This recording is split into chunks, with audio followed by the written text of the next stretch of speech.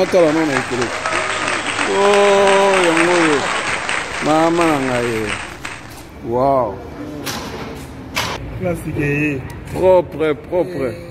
Oyo bandeko bazelaki mosala tosalaki mbula mobimba ya poto mibale na tuku mibale 2020 bale sili sikoyo donc oyo ya ministère de Mongaba 2021 ya mwebimi donc siko oyo ebakisi maloba ya sika ebongisi pe mabunga.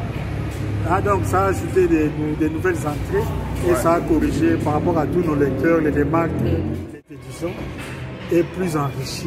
Donc on a fait merci mini plan et moyo et l'autre bimi donc pour Bandasigoyo pour l'apport de ses côtés à l'université de Kinshasa, le professeur Maloukou avec son équipe qui ont dû vérifier.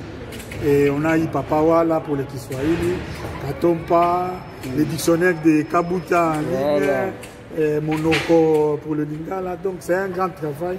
Et l'unité de recherche et de traductologie de l'UPN. Donc c'est vraiment un travail d'ensemble que les universités congolaises et les chercheurs congolais, les lecteurs congolais ont fait.